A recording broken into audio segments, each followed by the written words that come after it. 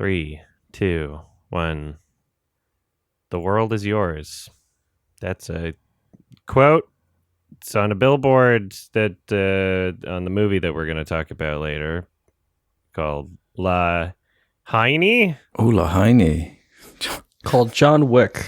I'm Adam from your movie Sex. La Haine. This is Sardonicast. Hello, everybody. I'm Ralph Seppi, sorry.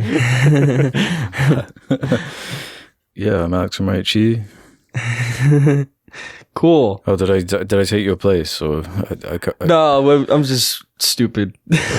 okay, man, I don't know what it is about these intros, man. We gotta. Yeah, it's part of the charm. They like the awkwardness. You just can't Yeah. do it. I don't know what it is. Welcome to the show, everyone. It's the Discord thing. It's all, people don't give us enough credit for the Discord thing. Like, there's always lag and like shit going wrong, and like, we have an editor like put this together. Like, that's why it's like awkward sometimes, like people don't realize that. There is a delay I don't between like countries on the other side of the planet. Because sometimes people are like, why is Ralph laughing at blah, blah? It's because sometimes there's like a delay or like shit gets like re-edited. Like, and you don't appreciate like how much of conversation is just body language that you don't even get to see. Isn't it like 90% of...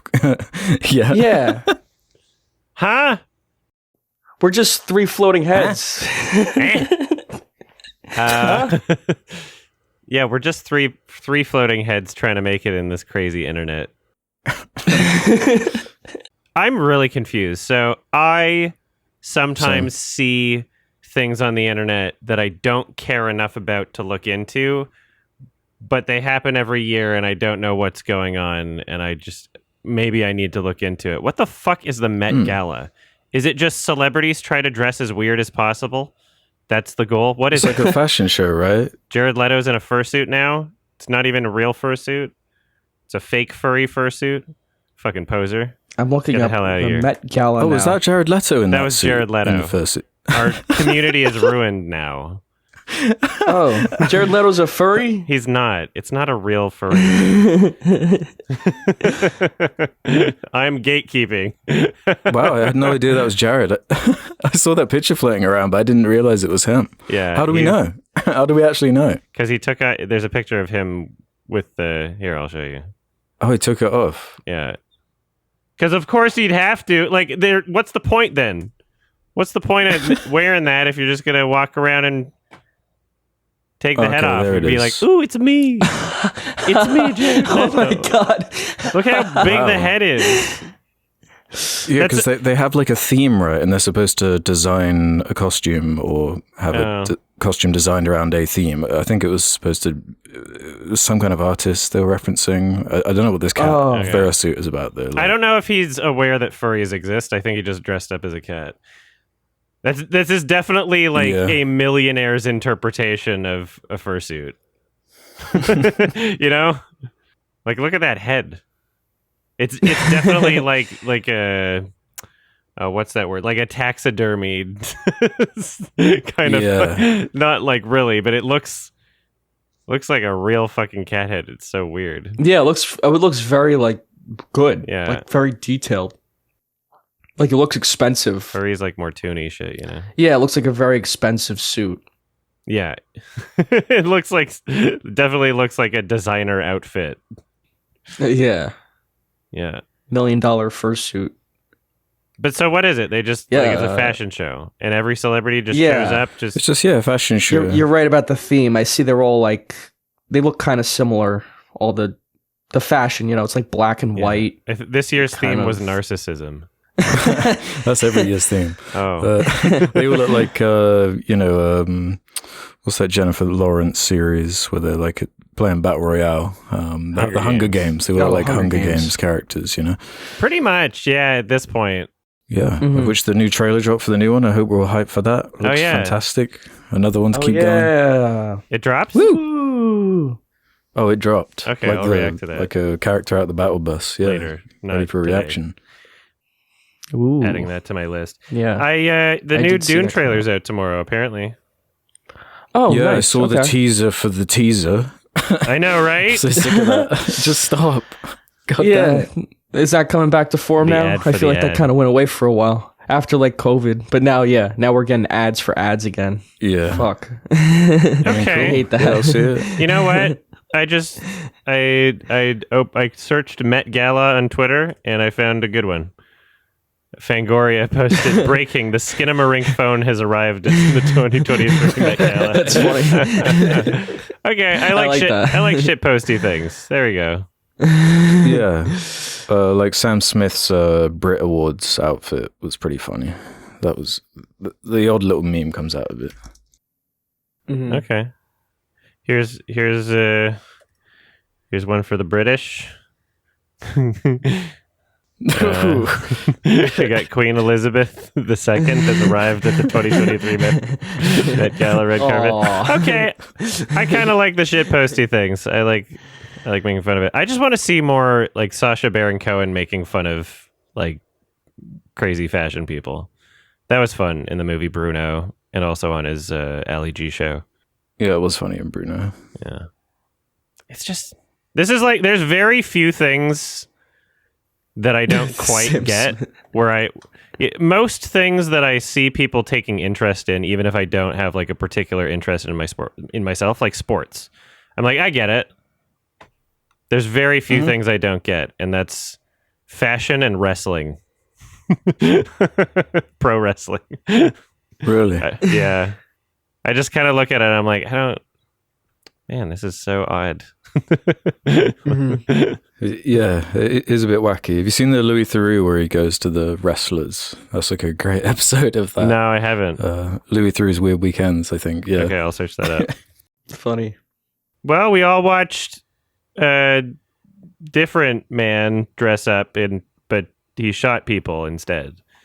We all watched Mr. Wick. Damn. Yeah. Rip. Oh, F, actually. yeah, Lance Riddick, rip. Yeah, 60 years old. He was great in these. Yeah, so fucking young. What the fuck? And he was, he's in The fucking Wire, and Yeah. he's an amazing actor. I was like, what the fuck when that happened? Yeah, that was quite a surprise. Yeah, That was very a surprise. unexpected. Mm-hmm. And he's causes, great in these apparently. movies. And yeah, the John Wick movies, one of the strengths about them is the supporting cast, I'd say. Like Lance Riddick and Ian McShane and, Lawrence Fishburne. Lawrence Fishburne, right. And Yeah. Halle Berry. They got to do everything they can to prop up Mr. Right, Reeves. yeah. love him to death, man, but Reeves. He's got his skills. He's got his skills. he's got a look, and he's got very good, like, gun training. He's a got very his nice kind of man. physical performance. And he does all his own stunts. And he's a very cool guy. Yeah. He takes the subway and he gives the seat to an elderly person that needs it the most. Yeah, but he says what, like 3 words in this movie? He says like, yeah. That's or, like, what's good I'm gonna about kill it. you. Yeah, I yeah. love that about this movie. They make John Wick barely say anything, which is awesome. It's like gives him this mystique that I think is cool. And plus, yeah, Keanu Reeves, he works better as like a saying less. I don't think he's a bad actor. I think he's like mostly bad.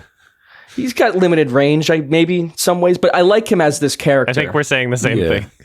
Yeah, I like him as this character because he doesn't talk and he's like he just like says shit like, yeah, I'm going to kill you, or like, give me a gun. Like that's better. Yeah, you're gonna die. I kicked my dog. Your neighbor Yeah, came I'm to my gonna house kill and she you. kicked my dog. Yeah, I like that dialogue. Gives him personality. Oh my god.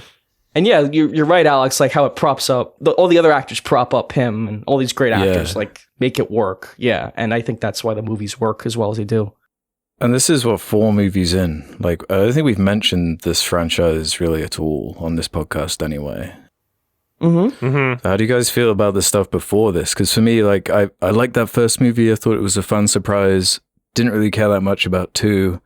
Only recently saw 3, just ready to see 4. And I thought, like, it wasn't really till 4 where I was kind of connecting more with it. And I still funny. kind of have a bunch of issues. I don't know. I kind of took a step back with this franchise because, yeah, it's not exactly my thing all over.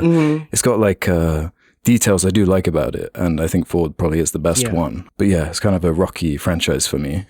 Yeah, I guess like on the surface, I don't think I would like it either, because on the surface, it is like a kind of gun kata, almost like Freddie Wong video, like just a bunch of shootouts with like, you know, I hate like the CGI squibs and whatever, like it's all done in post-production. But I think I really like the John Wick movies, and what makes them work is that there's really like craft put into the choreography. Like even if you can tell there's like bullet squib that are like done in CG, like the choreography is really impressive, and it's almost like watching a ballet of like brutal violence, and I really did enjoy that about all 4 of the movies. I think they're great action movies. I have issues with like the story maybe, but like the action scenes is like they get better as they go along. I think each one, the first one's probably my least favorite now, because like even like the third one, like it's got kind of a dumb story, but there's some really cool action scenes in it. Like when they're getting chased by like the motorcycles there on the bridge, or I don't know, the final fight with like Zero and whatever. Like those scenes are really cool.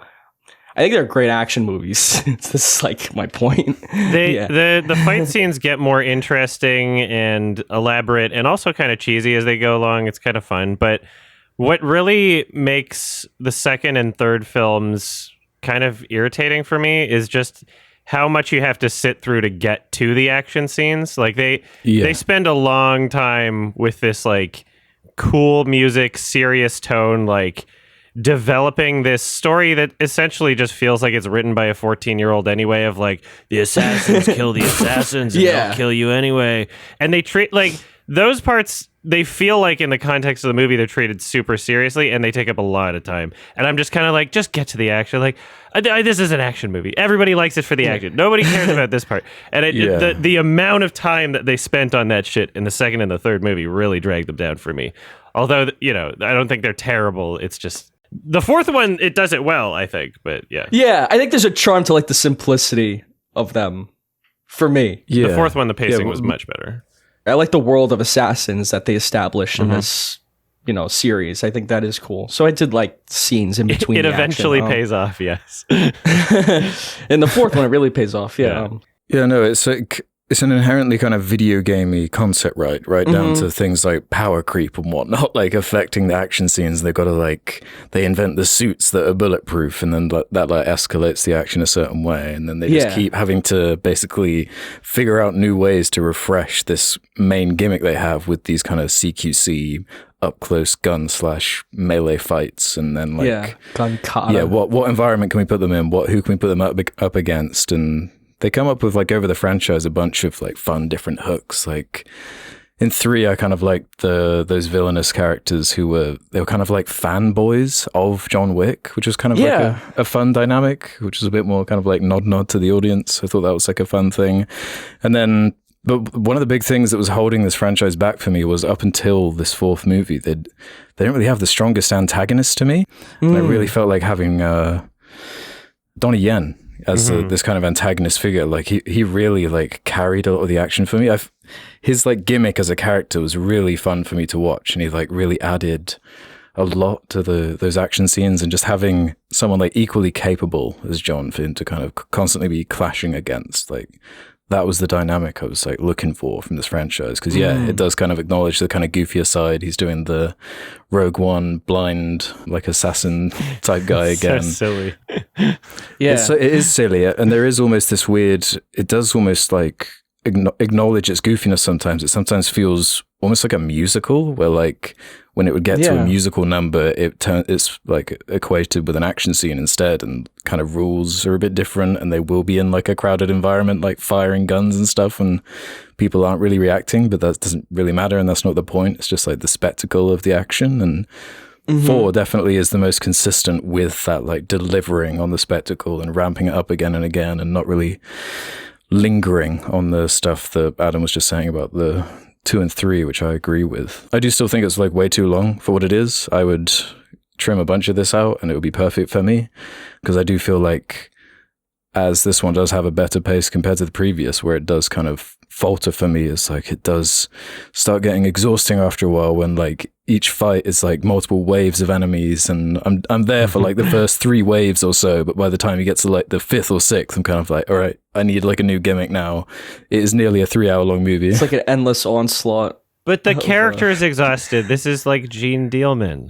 Yeah. It is like, it's just like Gene Dealman.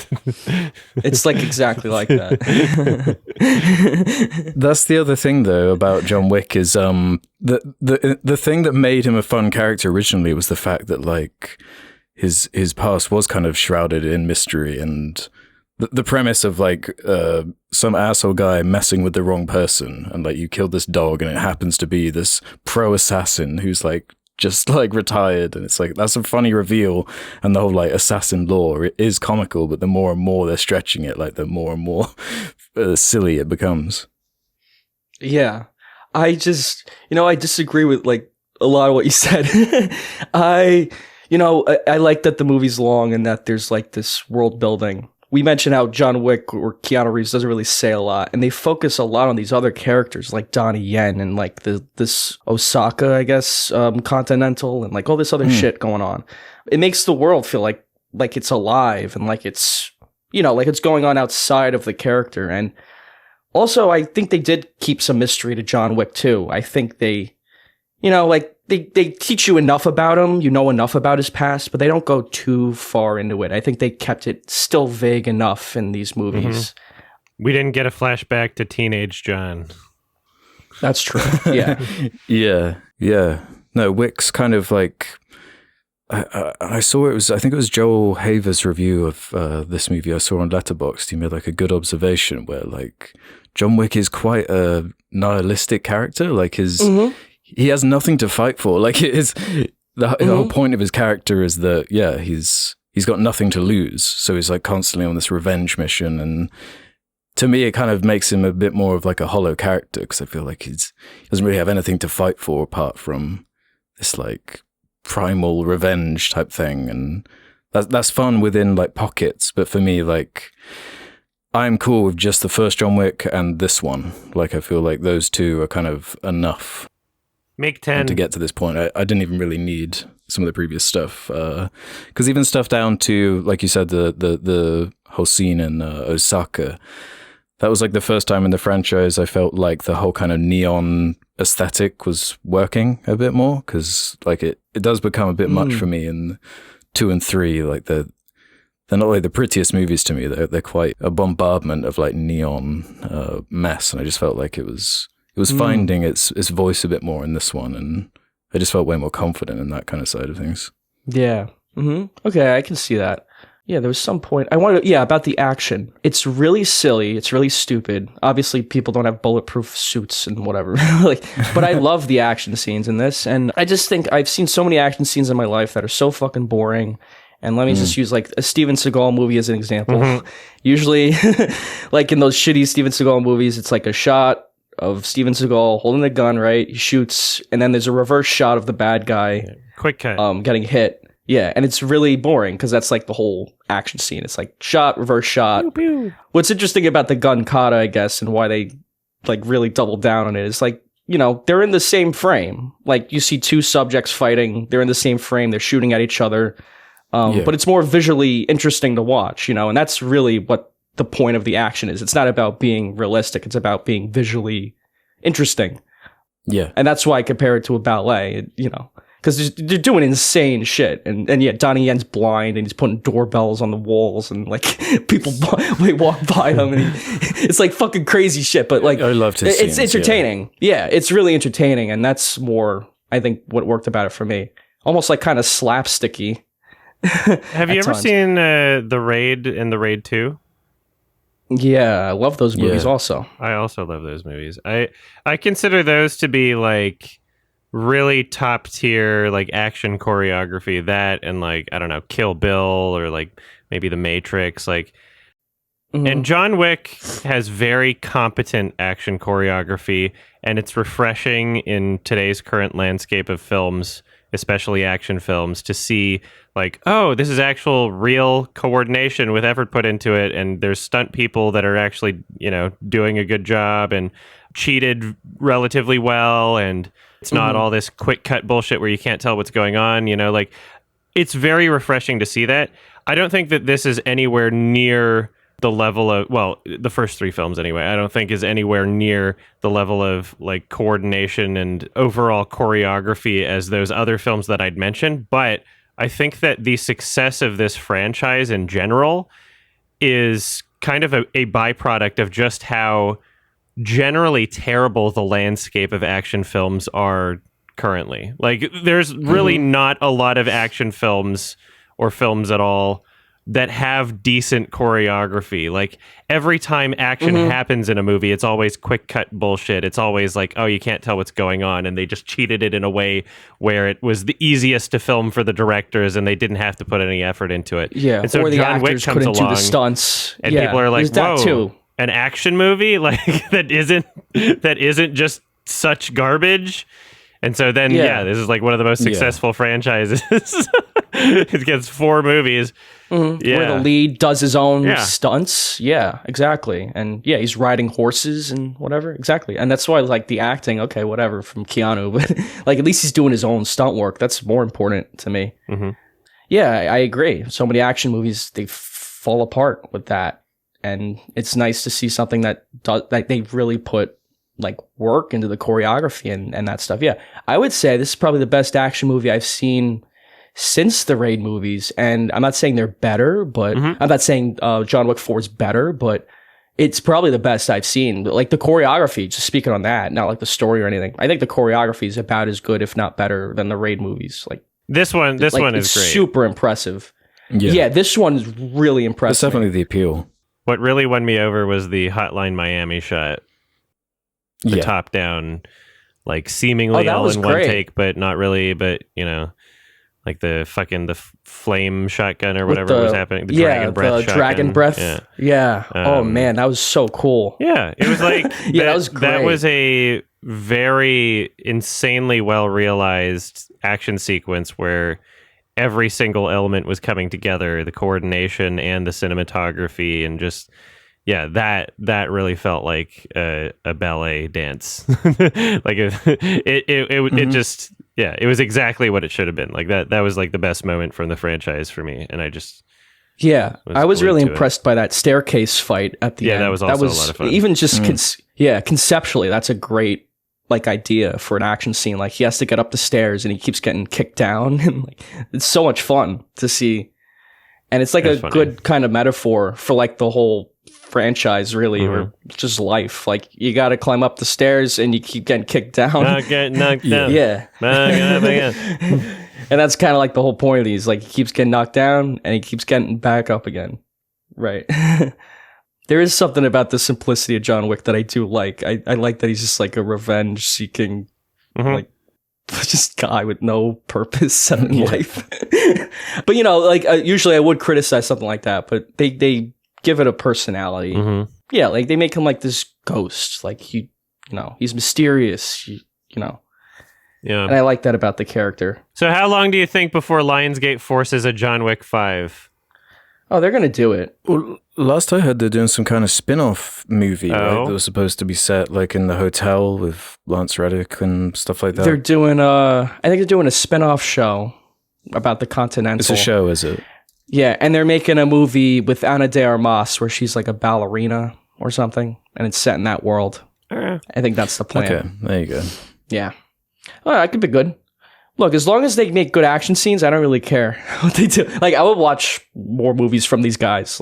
Just for the action. If they're as good as those 2 last action scenes in this movie, then fucking make whatever you want. I'll watch it. Yeah. Just try not to like, even if like, let's say there was the same amount of like bullshit dialogue scenes as like the second and third movie, like at least there would be so much more of a payoff, right?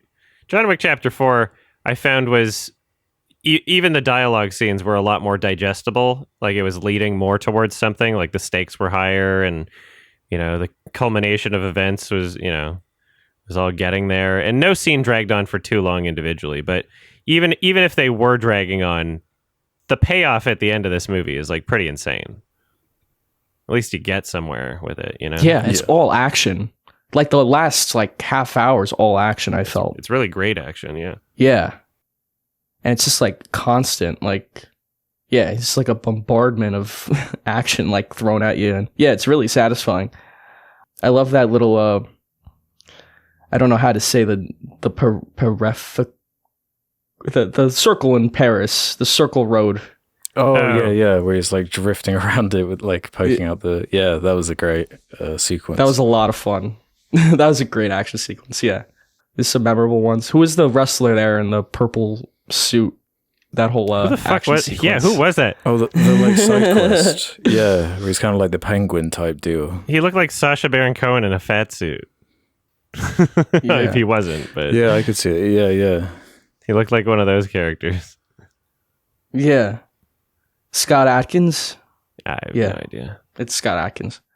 This is really it was bizarre, but I liked, they were again building this world and these crazy assassin characters, and I felt like as these movies got along, they got better at kind of making these characters the purple suit guy in this, he stood out to me. He's a memorable antagonist. John Wick just has to assassinate him. Yeah, it is kind of video gamey, but it's fun. It's fun. Yeah. Yeah. No, I'm with you on the same observations. It's just for me, it doesn't all come together mostly because of that pace. I do feel that length, and I just get frustrated because I feel like I should be loving it more because this is exactly what I'm looking for, but I just get a bit stuck on the spectacle action when I'm not really feeling the tension, and I'm just kind of awing at the pure stuntsman work. I'm not really connecting on anything beyond that. And I think that's cool for a couple hours, but yeah, I start feeling fatigued at a certain point, and I feel that way about most of these movies, to be honest. I just think this is the best one. It has the most spectacle, the most memorable scenes, the most stuff I'd actually want to revisit. Is definitely in chapter 4. Yeah. I'll watch chapter 4 again. I don't think I'll watch any of the other ones again, honestly. For sure. 3 has some cool action for me. Yeah, well, I'll watch the fan cut where they cut out the bullshit or something. Yeah, you can just watch I won't actually watch the whole movie. I'd agree 4 is the best one. I like all of them. Everyone seems to think 4 so, is the best. I agree.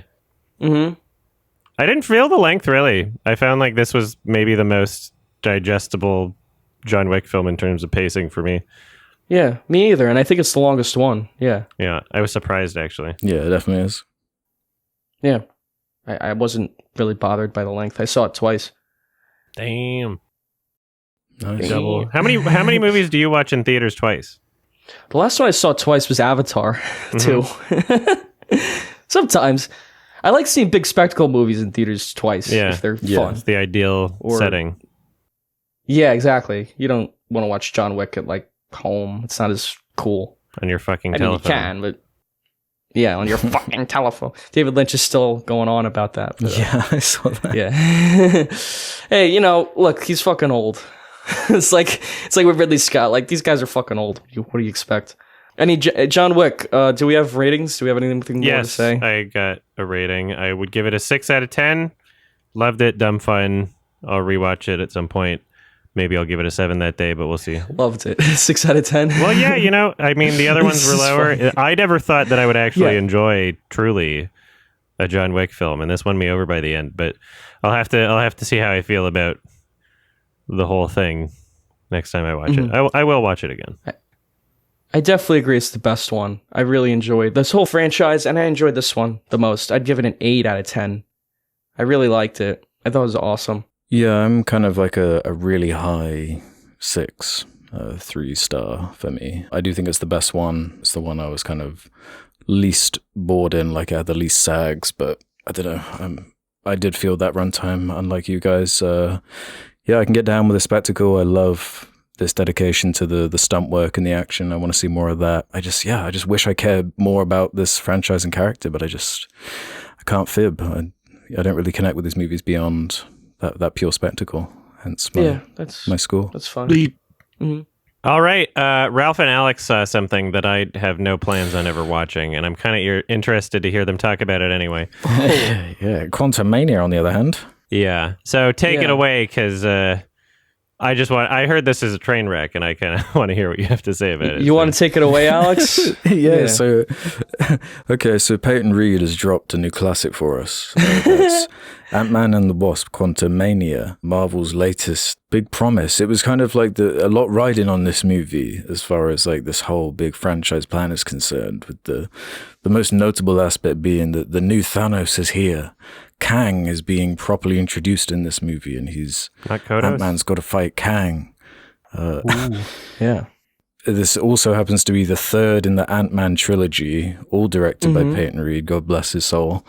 And this just kind of continues this run of these Marvel movies kind of coming out and not really moving the needle that much, especially this one. It feels like, like people were here and there about Doctor Strange or whatever. We quite liked it, being Raimi fans, but I don't know how people felt about that outside of it. And then Black Panther had the whole fucking unfortunate event with their main character, so it feels like this weird kind of aimless project. Eternals didn't hit well. The only thing that really hit well was Spider-Man, and that was also Sony collaborating. And it was like it had the whole member berries aspect, and I suppose there was what was it, Shang-Chi, that was okay. Shang-Chi was that was fine, just fine though. Like, none of these movies are really moving the needle that much.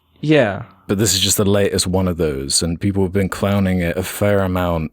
I saw, especially with the like Spy Kids 3 comparisons, because as the title suggests, like Quantumania, that like most of the movie is set in the quantum realm, which is just like really, really, really tiny place, which you could probably do like a bunch of fun stuff with conceptually, like a movie based in just micro worlds, micro cities, whatever you want to conceptualize it as. I'm sure there's loads of stuff to reference in the comics, but what they go for here is more of like this Star Wars ripoff type thing. You can tell Peyton Reed, like, that's what he really wants to be making, because they just take the laziest road here, and like, they shrink really tiny, and it's Star Wars for some reason. Like, there's like rebellion, alien factions, like warring, like, and it's like you get like no point of reference or context as to why any of this matters or why we should care. Like, Ant-Man as a character only really works when you see him like grow big enough to like pick up a bus, because you know how big a bus is. Take him into this realm where everything is tiny. It's like nothing matters. Like, none of these powers don't matter. None of this like is a fun hook at all. We're not the first people to say this, because like in the real world, when Ant-Man shrinks, like, you have some relation, because you live in the real world too, so you know how big a car is supposed to be, right? In this quantum realm, everything's a fucking blob. Everything's a purple and orange, and like just blob, and it's like just like floating rocks and lasers. There's a scene where like Ant-Man and his daughter are big, like giant, and they run at each other and hug in a field. So, but there's no relation to like anything. It's just an empty field. So there's just like, it's just like it doesn't have an impact. Like, it doesn't matter. I didn't catch that until I heard like the sound design where they like make them sound big. I was like, oh, they're supposed to be big right now. It just looks like a normal shot of them. Yeah. It completely like ruins his powers. That was the movie just looked terrible. That was visually it's like, man, it's just so hard to look at. Man, it's so hard. They've stretched it so thin, man. Like, all these projects they're doing, and with the amount of visual effects work required to even get something like this out the door, like, it needs more time. It needs way more time in the oven than what it gets, because it's all CG. Like, most of the movie's CGI, and it looks like shit. Yeah, because I think they used that, that dome they created for the Mandalorian, where you can kind of use Unreal Engine to project stuff in the dome so you can get the lighting right on armor and stuff. They like used it a ton, I think, for this movie, because man, a lot of it looks really bad. And Peyton Reed, I guess, used it a bunch. I think he directed some episodes of The Mandalorian. So that Star Wars is leaking out, man. It's just the wrong approach. Everything with it, because the Ant-Man character as well is like, he's always kind of been heralded as like one of the more comedic characters. You know, it's not like Iron Man has his comic factor, but they get like serious. You know, they have drama and whatnot. The Ant-Man movies, they're way more kind of lighthearted, a bit more comic. Paul Rudd's obviously the lead, so you have that going on. And they try to like pull out jokes, but I don't know about you, man. Like the way they executed it, I don't think a single one landed. It was like a really weird tone because they was simultaneously trying to have this Ant-Man silly tone as well as establish the new threat that's supposed to be so frightening and important and scary that he's the new big bad in this whole universe or whatever that's we're supposed to fear. And also at the same time as that, his main henchman is this character MODOK. That was what awful. You know about this character MODOK? He's basically a floating head. He's a floating head in a robot suit. Search them up. Yeah, look him up. It looks cool in the comic, but in the movie, they really... Oh, this fucking... I've seen an image of this stupid I'm sure thing. you've seen images being shared. Oh my god, it's disgusting. In the movie, it looks terrible. Yeah. Oh, you're looking it up in the movie. Yeah, I'm just like, I'm looking at Google Images right now. This is disgusting. Yeah, it's hard to look at in the film, and I don't know. So I was glued. Yeah, the villain from the first movie, I guess, went into the quantum realm.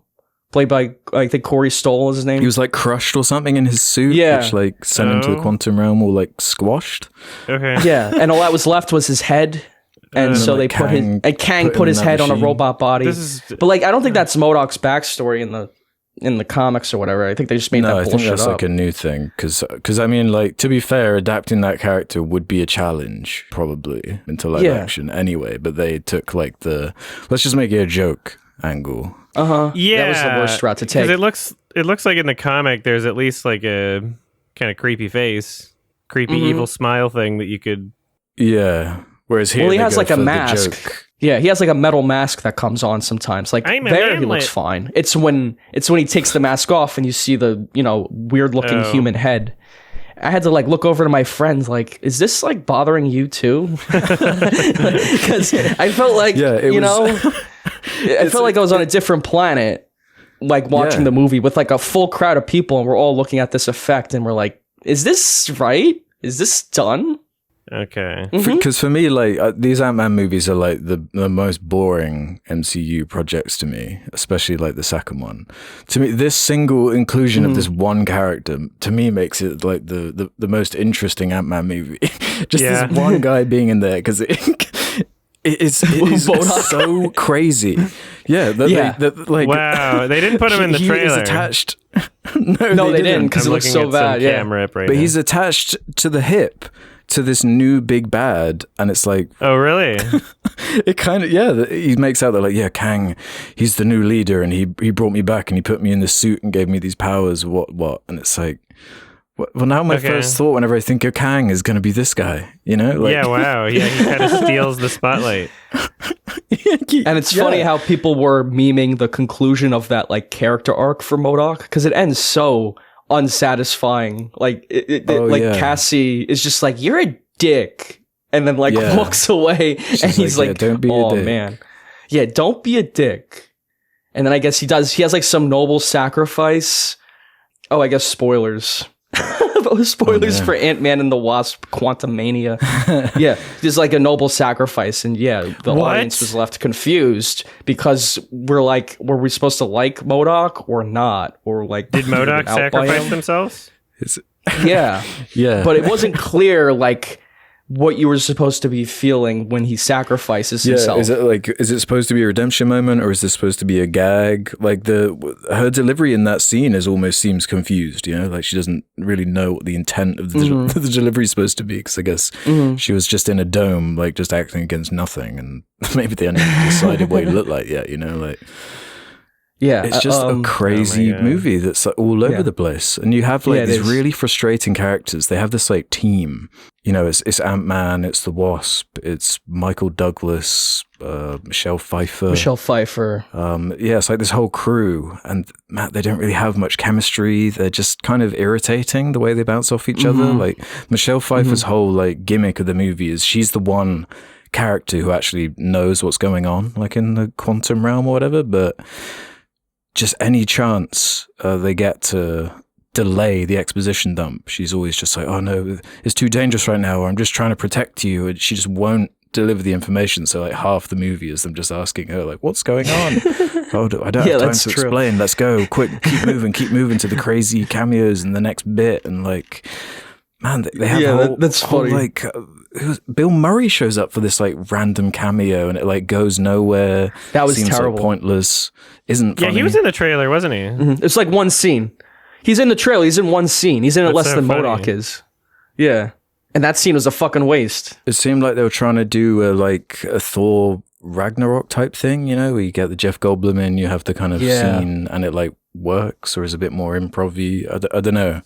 But like, that's done now. You can't. That's a comparison I was going to bring up too. In Ragnarok, you remember those characters like Valkyrie and Korg and whatever. Do you remember any of the fucking characters in the quantum realm? Like, you're never going to see any of them again, probably. Who was it? The warrior lady and the guy who shot a laser out of his face, and like there's like a Jello guy. they tried to do this weird like Groot thing.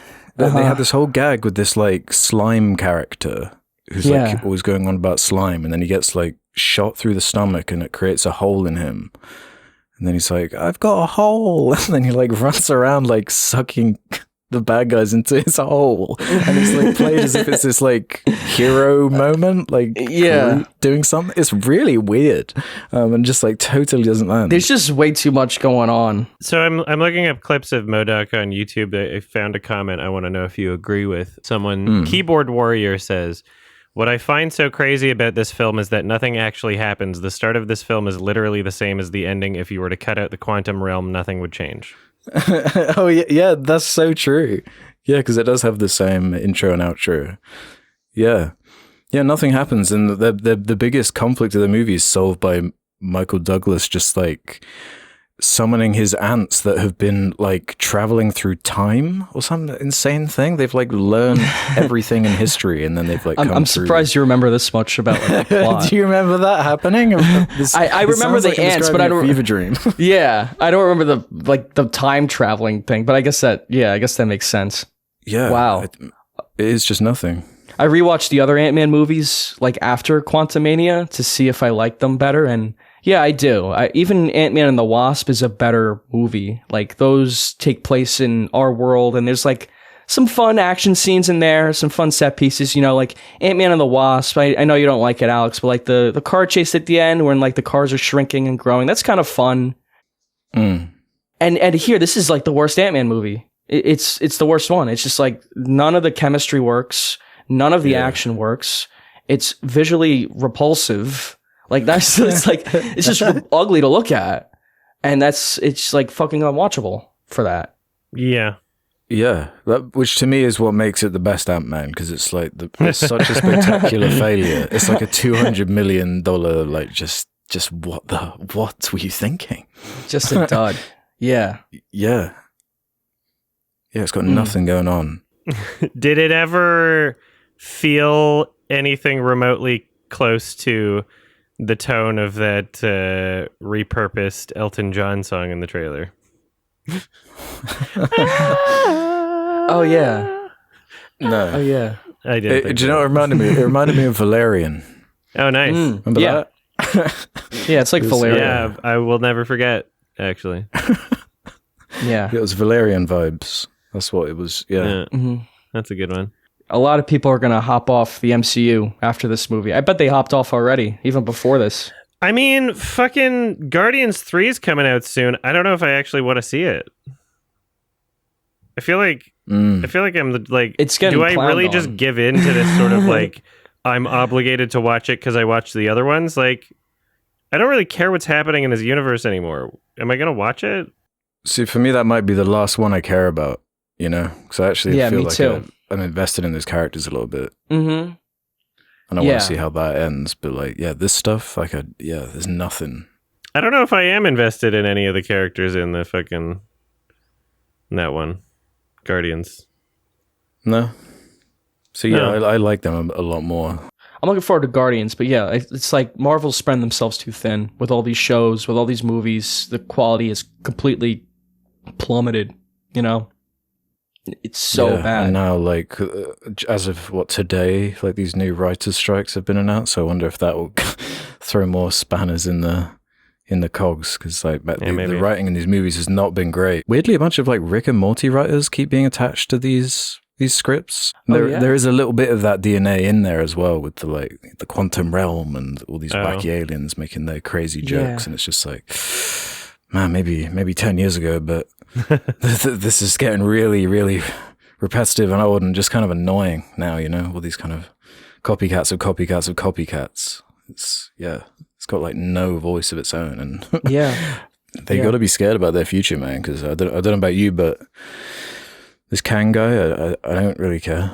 Jonathan Majors is like in a scandal right now. And he's in big trouble. Oh, and that too. Is he even going to be recast? He's probably going to get recast. I mean, there's no way. It's not like an Ezra Miller thing where they already shot the movie. I don't think they shot Avengers yet, so they're going to just recast him. Yeah, he's got some allegations against him for abuse. Yeah. Which, I have no idea he's not bad in the movie. It's just the character. You know, there's just like a million fucking things going on. It's butting heads with the tone of Ant-Man. You have like this very serious character talking about genocide or whatever, and then you have Ant-Man with his silly antics, and it's completely butting heads. Yeah, the intensity of the character like doesn't match. And they could have done something with that if they were like willing to have stakes and maybe just take Ant-Man out at the end of this movie or something, you know? Be like, yep, Kang killed him. That's the end of Ant-Man. Like, why do you need to like keep everything around and have it all be so sacred? It like makes every one of them like just blend into each other, you know? And there's like there's nothing different at the end as there is at the beginning. Yeah, they tried to play it safe, but also they took risks in the wrong areas. All the wrong places, yeah. Yeah, it's like shocking. All right, what are our ratings? Wow. I give this one a 7 out of 10. Oh. Yeah, I don't know. Like, I have this rated as a 2-star, which might be generous. That might be just adding a bit of like the cherry on top of just how utterly bizarre this movie is, and how much of like a weird that's failure fine. it is, and 2-star. The ironic enjoyment I get. But it's not good, and I'm finding the way this whole like franchise seems to be unraveling before our eyes to be quite a spectacle in and of itself. Yeah, I am curious to see where this goes. Yeah, I would give the first Ant-Man and the second one like 7 or 6 out of 10, or like 3.5 star, 3-star. I like those movies. Okay, this new one I'd probably give a 5 out of 10 or 2.5 star out of 5 star. It really didn't do much for me. At first, I was hanging in there because it's the MCU and I want to, give them some credit, but there came a point where I couldn't really defend the movie anymore. The effects are terrible. The look of MODOK is weird. The characters are lame. The Bill Murray cameo is weird. Kang is out of place. None of the characters are memorable. The story sucks. It's not funny. It's not. Yeah, it's like, man, if you can't even deliver on the base level of the spectacle visual effects, which at the very least, that's normally been the thing that's there. But we're not even getting that anymore with some of these, like they just look so bad. Yeah, I hate to keep bringing up Avatar: The Way of Water, but those effects are amazing. They really put a lot of work and time into making that movie look great, and it's like you enjoy watching that movie's visuals, and this movie just looks so ugly. You want to turn away from the screen because it's so ugly to look at. There's nothing to ground any of it. All the action is just like this weightless, gross goo in a dome. Yeah. It's like bunch really of amoebas unengaging. And blobs that are all orange and gray and purple, and like robots with like lampshades for heads. So it's just like nothing grounding this shit. Yeah, and that character died. I felt nothing for that. The guy who shot lasers out of his head. Yeah, I just felt nothing. But please give Peyton Reed another trilogy of these. That's what we need. Yeah, it would be funny if he just kept doing Ant-Man movies. For the rest of his career. Movies. So their plan right now is just like Thanos 2? Is that what you're telling me? Yeah. Kang is Thanos 2, lame. except much lamer, yeah. And Kang's whole thing is he's like can control the multiverse, or there's like multiple versions of him. That's one of the post-credit scenes, is like they zoom out of a stadium and you see like a stadium full of Kangs. There's like thousands of Kangs, and they all look different, and they're all cheering. Yeah, but all like, the that's other really Ricks? gonna go nowhere now. They were like, exactly. Yeah, they were like soy facing at Rick coming in. That's great. Yeah, that was like a Rick and Morty thing. Yeah, that's funny. All right. Yeah, stupid movie. Okay. All right. Time for the recommendation. Yeah. We watched La Haine, translated to Hate or Hatred. Is directed by Mathieu Kassovitz. Came out in 1995. I believe it premiered at Cannes Film Festival.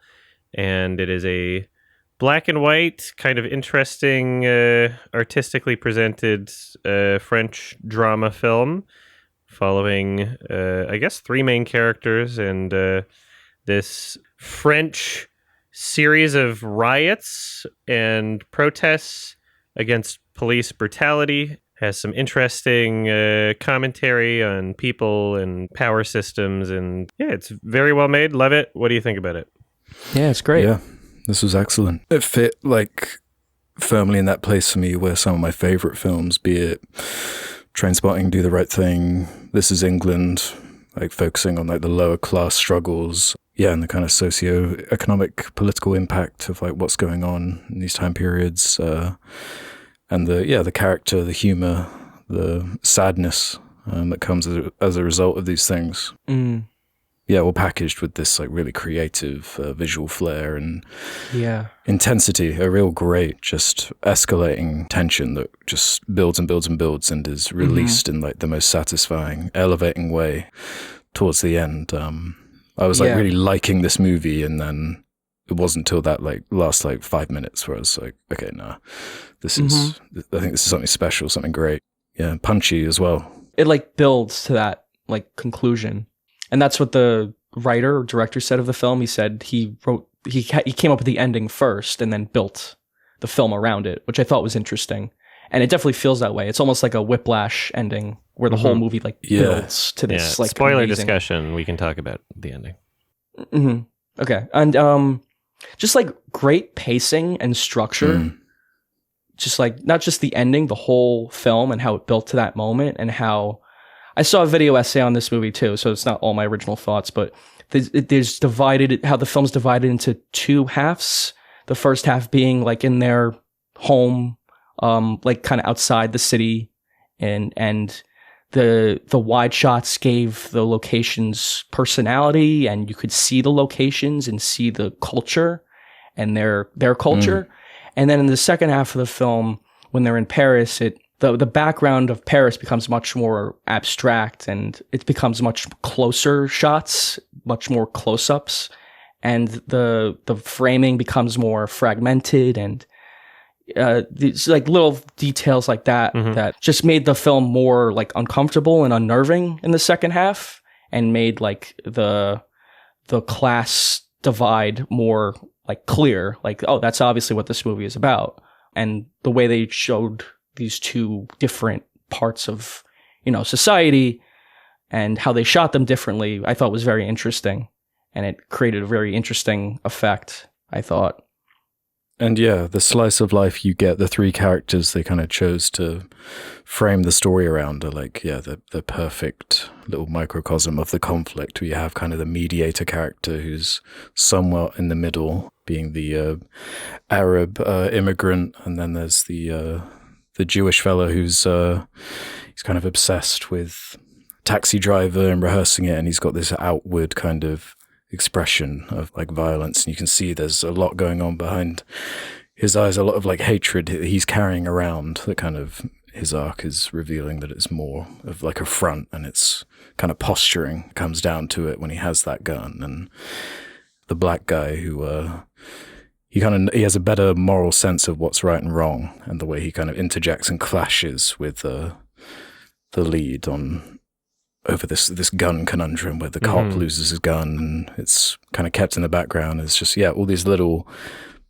details that kind of just boil the tension. Because from the get-go, it's like set the day after a protest, a riot. Mm-hmm. So and one of their friends was captured by the police, and that's one of the threads that kind of radicalizes, or would be the thing to radicalize the main character, with him passing while in police custody, and you get like to see a slice of how brutal the police can be, just for like no reason, just rounding people up, and this tension, and it all felt very relevant. And despite being from the 90s, like a lot of this kind of messaging and imagery and the point of the story, like it still hammers home just as hard now. Like still plenty of riots going on today, still a lot of tension, even outside of just talking about France and Paris. It kind of is just universally true. I think it's particularly true in France. I think there's a protest. There's a reason it comes from anti-authoritarian culture. Like French people protest. It's like built into the DNA of their country, isn't it? Like that violence and the revolutionary aspect. A very well shot film. Yes, everything is very sensibly presented. Like all the effects look great. Like, you know, the shotgun on the car effect. It's like, oh, holy shit! It feels like real. Yeah, but and the shots are very creative too. Like I love the shot of them going down the staircase, and it, like, you know, it like rotates around. There's a lot of great shots. The one through the mirror too, where you know, I guess they like duplicated the room and used a double, and it wasn't a mirror, but in the context of the film, it was a mirror. Yeah, that must be the most famous shot from the movie, right? I've seen that shot a bunch of times before, but never realized it was actually from this film. Yeah. The three characters that we follow, they each provide something special to the chemistry that they have with each other, and just watching them bounce off of each other is super entertaining throughout the entire film. Because it's almost like every scene in this movie is almost like detached. not interchangeable, but like they're so separated from each other, but they all still seem to fit, and they all still seem to have like a real good sense of buildup. It's almost like a series of like different scenarios or vignettes or whatever. But yeah, each one of them is just so entertaining, and it's very funny too. Like this movie had a great sense of humor.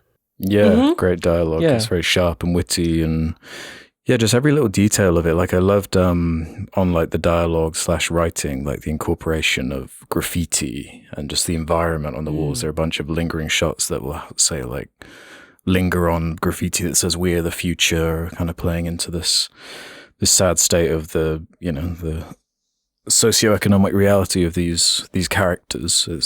I think that's part of what binds them, is that kind of that class issue that is bringing them all together, putting them in the same environment, forcing them to deal drugs, to be kind of aimless, and just be this victim of the environment that they're in.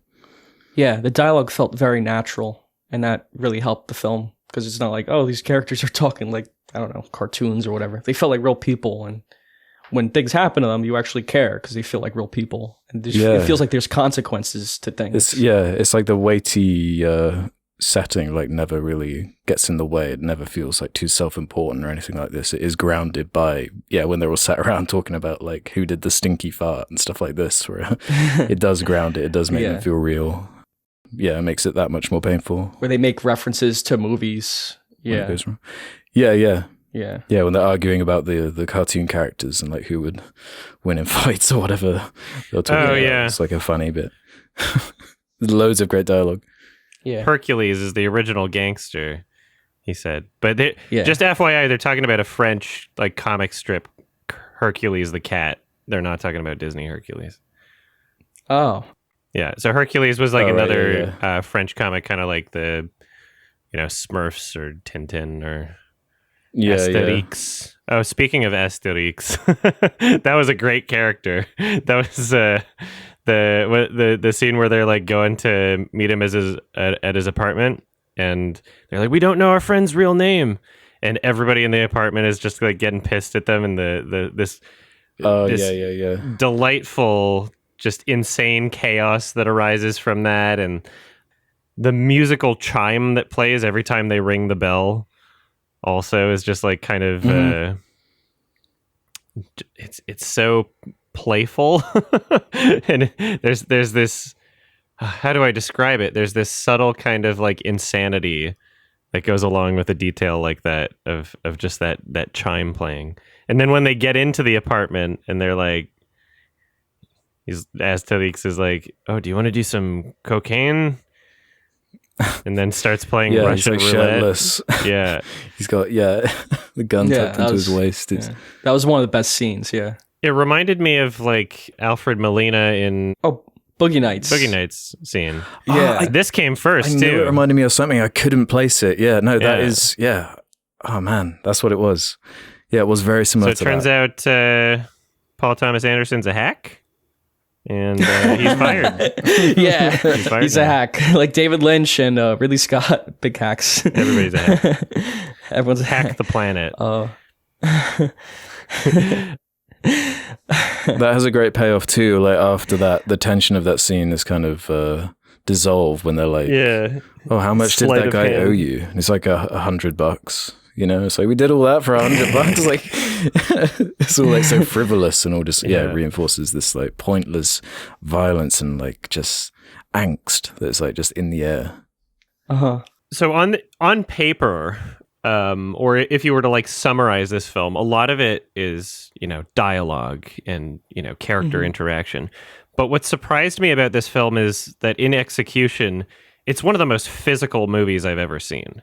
And that's what can make dialogue scenes and character interaction really great, is when you fill the space in the scene with visual movement and you have the characters doing something interesting visually. Like there's a part where it's just like on the subway and the character to the right side of the frame is the one speaking dialogue, but on the left side of the frame you see Vincent Cassel just like kind of chewing his necklace, right? And just doing this kind of like weird kind of compulsive action, and that fills up the frame and it makes it more interesting. You have scenes like where they're on the roof and they're making hot dogs or whatever, and the guy's like, "Should I give it to your sister on credit too?" He's like, "Oh no, don't talk about my sister like that." When he says "don't talk about my sister like that," like on paper you could have a very different context to how the character's reacting. Like I would imagine it would be like actually offended, but the way that he's kind of over exaggerating his movements, he puts his head in his hand and then he runs away stealing the hot dog, just like all this fun staging and using the space and the camera following them. Like it's everything in terms of like realizing an actual open space is just so well executed. And every character is always doing something interesting. And so you take this film where, like, it's a lot of dialogue. It's a lot of dialogue with, like, tiny bits of action here and there. But even the dialogue scenes always have something that makes it feel, like, really vibrant and moving and alive. And just, it's so engaging, especially, you know, you compare it to other films where, you know, what do the characters do? They're talking and eating. Or what do the characters do? They're talking and walking. Like, those are the instincts. Those are the laziest ways to have characters just like doing a thing while they're talking. And that's what most movies do. But they really got creative with this film and they really used it as an opportunity to express more about the characters. And I found that really great. I love the shot with those 4 pillars with the 4 characters, and each one of them is doing some kind of quirky idiosyncrasy. One of them's like throwing stones at the one next to him, or the guy at the end, he's like playing with his hands, making like a little beat. And it does ground it. It makes it feel way more engaging and realistic. And it sells any time it is just dialogue and just delivers it in a fun way. Yeah, Adam, you're right about the background. How there's usually stuff going on in the background, like Vincent Cassel eating, or there's like eating his neck, or there's like a shot where like characters are talking in the background, but there's action going on in the foreground, like handing money or whatever. Yeah, and it's not only visually creative, it enforces the themes of the movie too, which are that the characters are kind of informed and a product of their environment and of their background, and it just hammered that home to me. So it's thematically poignant and also visually interesting.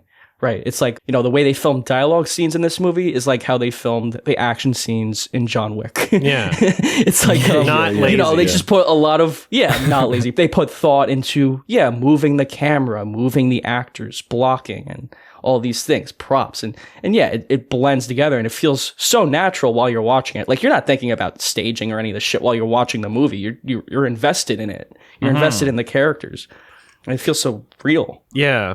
Almost like a documentary. There's also like a really great variety of like filming techniques in this movie. You know, some of it doesn't look like it's made by a multi-million-dollar production. It looks like it's all very kind of like DIY, but they're trying anyway. And it, you know, there's sometimes when the camera zooms, there's a little bit of like jitteriness to it, but it's like kind of adds to the personality also. Yeah, I like that. I like that as well. The imperfection of it. Yeah. I like film grain and, you know, imperfections. I tend to like that in a lot of movies. I love the black and white too. I just wanted to say. And I think there's some thematic relevance to that. Maybe like the divide between, you know, the two different worlds that are explored in this movie. So like black and white, maybe it's like the police, black and white, something like that. I was just trying to find some meaning to like the black and white, and obviously it looks visually stunning too. Yeah, it kind of it emphasizes like the futility as well of this, like there's that ongoing theme of the hate begets hate. There's that line, isn't there, where he's saying about, in school we learned hate breeds hate, and there is just this kind of apathetic, kind of frivolous nature to all the pain that you get to see. You get a little window into all this pain, and it is all just kind of like for nothing.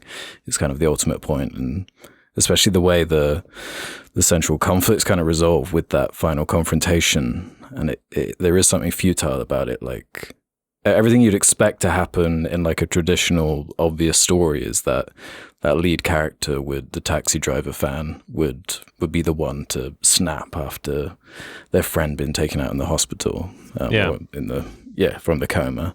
But it kind of plays out in the inverse way, and the character you'd least expect to pull the well, it's left as a mystery, isn't it? It's kind of the final sting of the movie is that you hear one bullet shot and you don't know if it's the cop or the character who pulls the trigger. So you can kind of have your own theories. But just watching that character be reduced to that level, because you see how defensive he is in previous scenes, like the torture scene where he's being held, and you see that rage come out. And that character, he like owned the gym, and he has like a lot of reasons to like snap. And because in the riots, like he lost everything. He's like dealing drugs to survive. He has that really disturbing scene with his mother where he's like saying that he can't be in this environment anymore. It's like breaking him and it's wearing him down, and she like doesn't even really credit his response at all. And it's like, oh, but if you see a lettuce in the shops, can you grab one when you're out? Like, it doesn't even listen to him, which kind of just emphasizes how just hopeless this whole scenario and scene is. And the way it just every part of it, every technical part of it, I was really noticing like the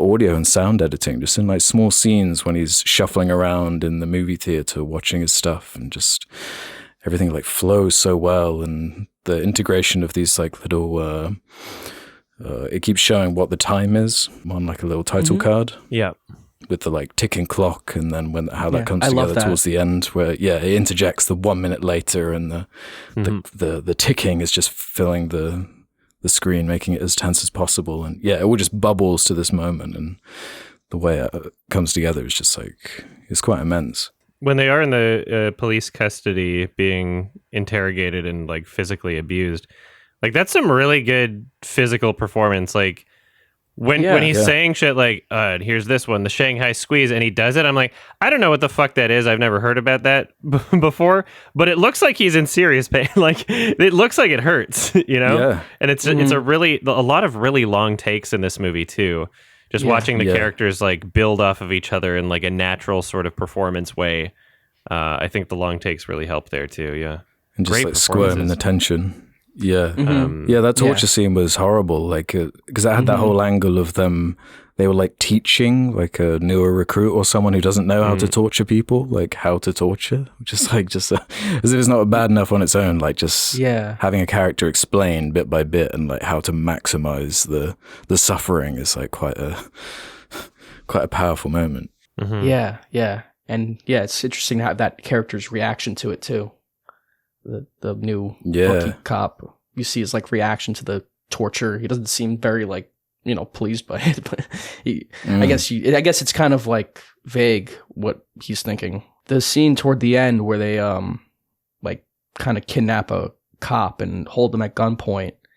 And, you know, Vincent Cassel like holds the gun like right at his face. And I felt that was very effective in making you feel kind of sick, like how he did. Like just the shot that they held on with the guy, like the cop, like covered in blood, like his... I think that was a skinhead. Oh, okay. They pointed a gun at a cop earlier, though.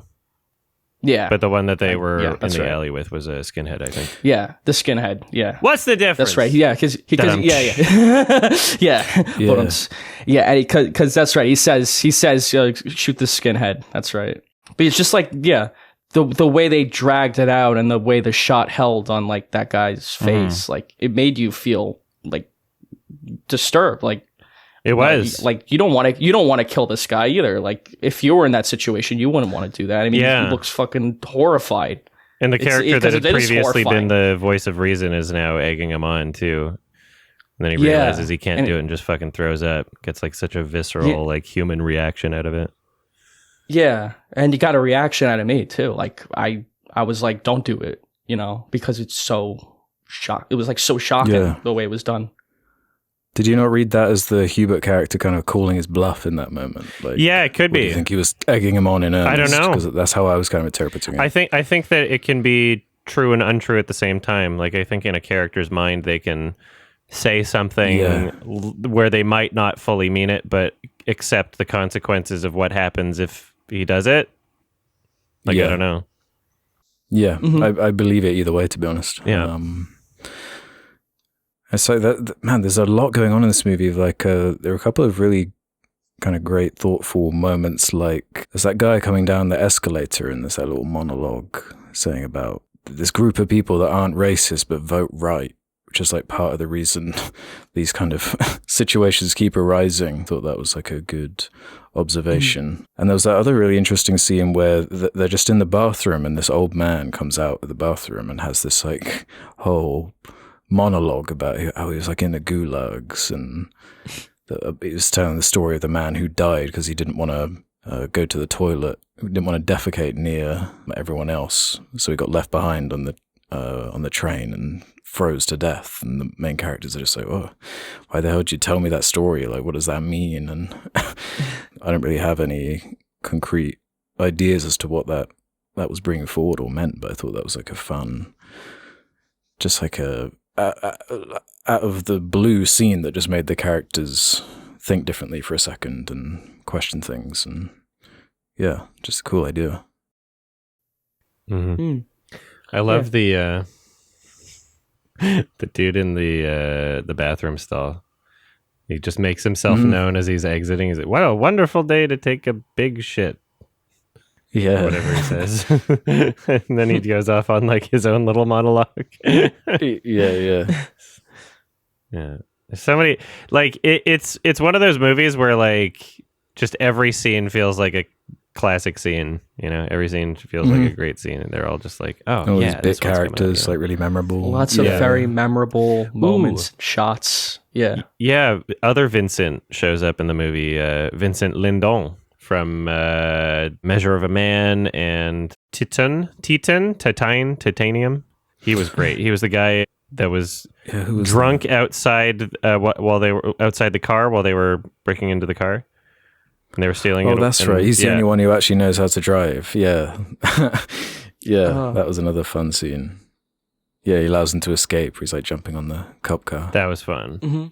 And I love, like, there's parts about this movie that I appreciate the subtlety and how things are expressed. It's not like so gratuitous. Like when Vincent Lindon is like outside the vehicle, you can tell by the end of the scene, you know, as he's jumping on the cop car, obviously he's like shit-faced. He's like absolutely drunk. But there's subtleties in terms of his performance that allow you to interpret that before that point. You only see him through the interior of the vehicle, through like the window. But he does this subtle kind of like stumbling outside the car, this like half stumble during his conversation. And at that moment, I'm like, oh, wow, he's like drunk. Whereas like, I think about how another film might have presented that. They probably would have cut to like a wide exterior shot of the car to show the stumble and like really sell that and be like, oh yeah, he's like drunk, or like, have it be much more gratuitous and obvious. But I like that I was able to tell through his performance. I love that was just something that I could experience as an audience member rather than just having it be like spoon-fed to me at that point. Yeah. Yeah, the movie doesn't spoon feed anything to you. It just like shows. Yeah, you get to absorb it. Yeah, and you absorb it. Like the characters and what they're thinking. You're just left to like interpret that in ways. Like sometimes they're just like staring off, and you're just like, oh, I wonder what they're like what they're taking from this situation or what they're thinking. Yeah, I love that. I loved just following their perspective. I thought they were interesting characters. Yeah, and the whole like message of the movie just like really worked for me. It really hammered home. I love the beginning, like them showing like the footage of like the riots. I assume it's like real footage of like a real riot, and it just it made it feel more grounded and more realistic. It made it feel more like a documentary kind of style. Like you're watching something that's, you're watching real characters and real people, and these things matter. This is like something that could actually happen. And I love that. Yeah. It feels like a real, earnest, genuine snapshot of like a time and a culture and a statement, an idea. It just feels like a real slice of reality. Yeah, absolutely. I saw on the subreddit some people were making comparisons to Do the Right Thing, which we've also talked about. Yeah.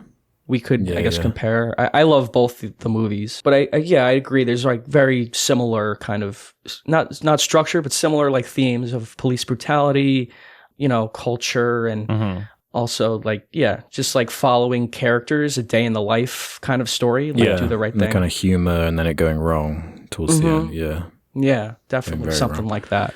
Very different feel, and very different shot. Tones, sure. Different setting, different culture, different attitudes. Yeah, but the same kind of themes hammer home, which kind of also shows how universal these themes are. These themes of like oppression and authoritarianism.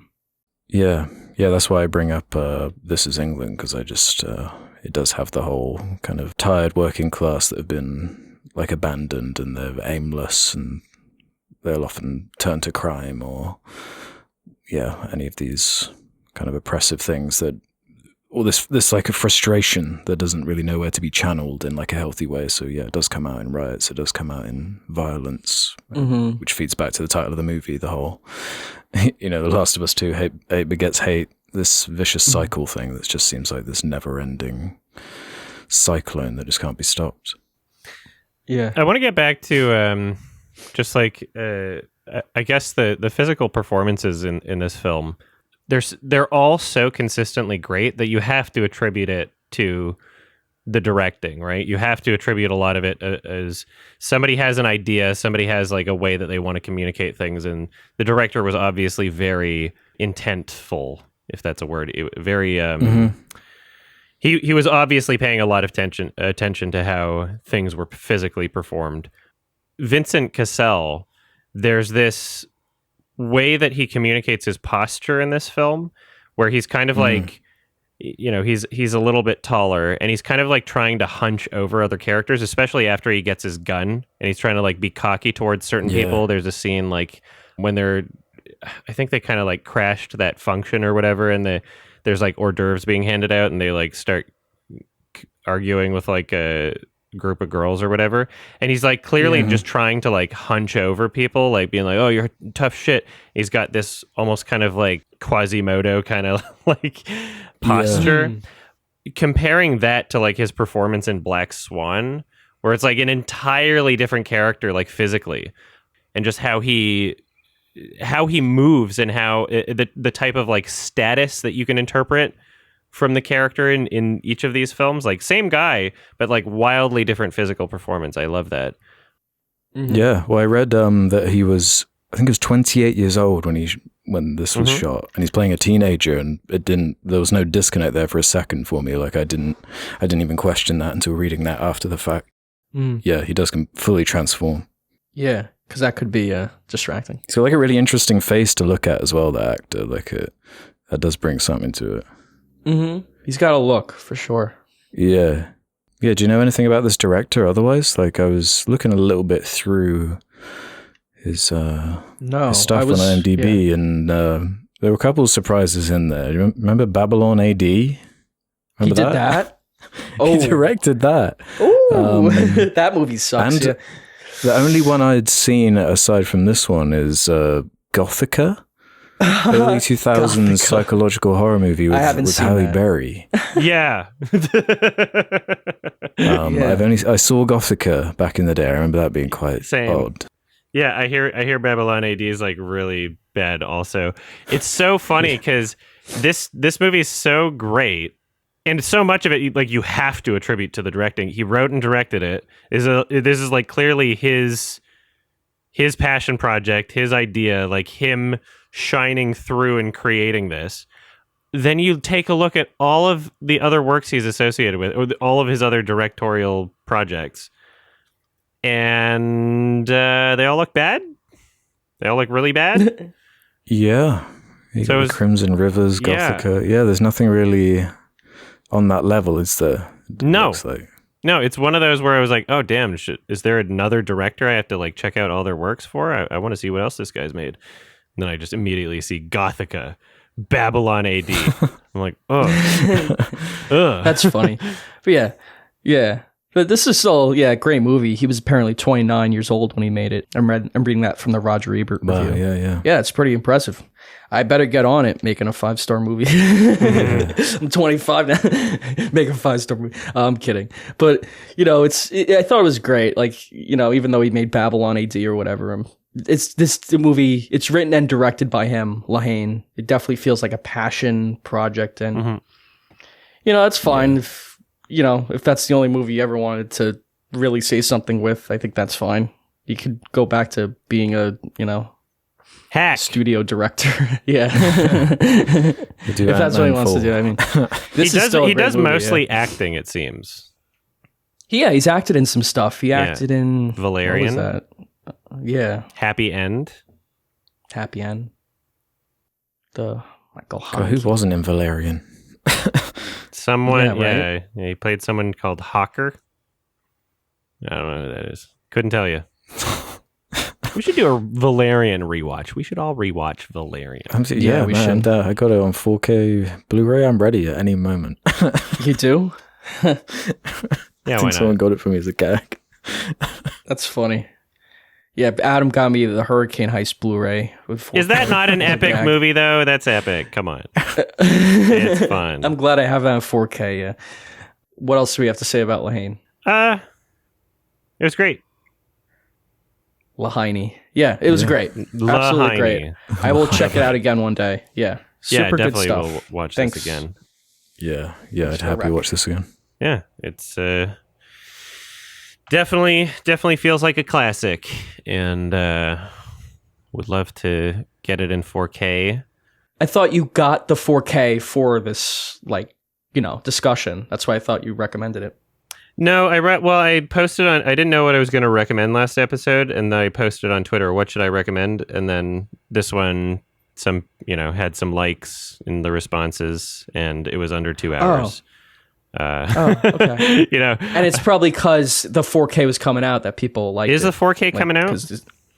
I think it's either coming out or it is I heard that there was like a French one and a German one, but I'm not sure if they actually have English subtitles, so I don't know. But whatever. I'm going to look it up for you now. It's not the end of the world. Anyway, I could give this one a 9 out of 10. I could give it a 10 at some point in the future. For now, I'm giving it a 9. Loved it. I thought it was fantastic. Very, very fun to watch and just really well made. Yeah, I'm pretty much right there with you. This would be a high 9 out of 10 for me, a 4.5 star on first watch. I love that intensity. Loved every individual element on its own, and the way it comes together, especially towards the end, is like such a elegant take on such like a complicated topic that would be easy to kind of blunder. I think it's just a very witty and tactful approach to this whole thing. I'd really recommend it. Oh, so I don't think there is a 4K criterion. Yeah, I think Not there is yet. a 4K. Yeah, but it's not in America. It's like $110 to order it. So I'm not doing that. Wow. I heard it doesn't even have English subtitles, so Oh wow. Okay. So yeah, that's definitely not worth it. yeah, we'll wait for I would Criterion. give it. I'm gonna go 5-star on it because I think it's Nice. Poignant. It's really everything I look for in a film. It's poignant and well shot. I think it's beautiful visually. It's great. And grotesque too. It's both. It's a whirlwind of emotion, which is what film should be. I felt like every emotion during it: disgust and happiness and sadness and Hate. tension, hatred. Yeah. Oh, good stuff. Good stuff. Yeah. Yeah, I also didn't mention just one tiny thing. Music was very sparingly used, and it all sounded great. Yeah. There's a bunch of different genres in here. I loved that fucking remix of like Whoop Whoop Sounded a Police plus like Edith Piaf, like No Je ne regrette rien or whatever. Like that was a fun mashup. I'm like a big fan of like punchy kind of like mid 90s hip hop beats. Like the snare sounds like love it. Yeah. Great stuff. All right, question time. Yeah, do you mind if I just pee quickly? I'm done. Is that our first question? Yeah. Yeah, I need Go your guys' for it. feedback on that. Okay, cool. Give me a sec. All right, we're back. Time for questions. I'm going to actually supersede the questions. I just want to hear what you guys think of this like dumb looking fucking thing. I saw this ad on TV.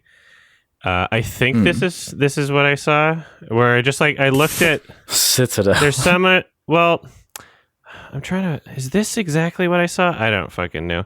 There's a bunch of shots from this that just look like they're trying to be like they rip off Christopher Nolan shit. And then I see the poster and I'm like, it's like you're trying to make the poster look like Tenet. Yeah. It looks like it's trying to look like Tenet. I saw that too. That poster. Citadel. I'm like, it looks like Tenet. And how embarrassing is it that I've like never even heard of that show or like never watched it? Like I have no idea what that is. Citadel. Yeah, Tenet like 2. you spent What, a all new this show, money. is it? On Amazon Prime. It's like that Rings of Power. Oh, produced from the Russo brothers. Man, they're really into this spy army stuff, aren't they? They're like, they're obsessed with it. But they're all like the most like forgettable projects. They're like 13-year-old boys. They're like playing with toy soldiers. It's like Action Man. Went pew pew. Yeah, really. And then they went. Yeah, like that Gray Man movie. That was terrible. The Gray Man. And the Russos were talking like in 2 years, like they said the Russo brothers like in 2 years, like AI will be making movies in Hollywood. I'm like, that's basically what the Gray Man was. It felt like an AI made movie. Jesus, It was their little experiment. yeah, that's this funny. looks so generic. Citadel. I wonder. Okay, now you just sparked a thought in my head. I wonder. So, writer's strike happening. They're just going to use ChatGPT. Exactly. Why wouldn't you? Yeah, It's reasonable to assume. This isn't like the 2007 writers' strike. They'll just use AI. Yeah. We don't need writers anymore. There'll either be a huge like bump in quality or a huge reduction in quality. Like, Everything gets fixed. Yeah, everything gets better. Things will be better. yeah, it's actually way better. That would be great. But yeah, just like this Citadel thing. I love that Prime, Amazon, they just keep throwing money at these shows that no one watches. They spend hundreds of millions of dollars on it and no one watches it. Amazon sticks out as like having not a lot of great content, which is surprising because they spend a lot of money on it. Like I look at like Apple TV Plus, I'm starting to be like, I might get that at some point. Like there's a couple things on there that look interesting. There's enough that looks interesting. Yeah, like I haven't seen was it Ted Lasso and like everyone likes Ted Lasso. The other one, Macbeth, the Cohen Macbeth movie. Yeah, well, the movies, Severance but like, as well. Severance, that's the one people are telling me to watch. Severance. They got Wolfwalkers, although I got the Blu-ray for that. Mm-hmm. They got that. Yeah, they have some good stuff Herzog on there. Documentary thing. They got fucking Jon Favreau's dinosaur show. Oh, but did you see those articles going around about how bad the like engagement was on that Lord of the Rings Amazon Prime show? Yeah. Oh, I just pulled up the stats. What? Like, yeah. Was it like 90% of people didn't finish it? That's great. That was this. According to the Hollywood Reporter, viewership for The Lord of the Rings of Power may reflect the critiques, with only 37% of viewers finishing the series domestically.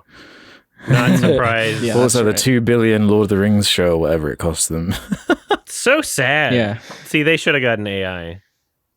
That was your mistake. Yeah, it might have helped. It's like that Walking Dead show. By the end of it, they had like 90% of the audience that originally watched it were gone. It was like 10% of the audience. Yeah, that was like 11 seasons through. They couldn't even make it one season on Amazon. Yeah, they couldn't make it to one season without losing most of their audience. The season finale.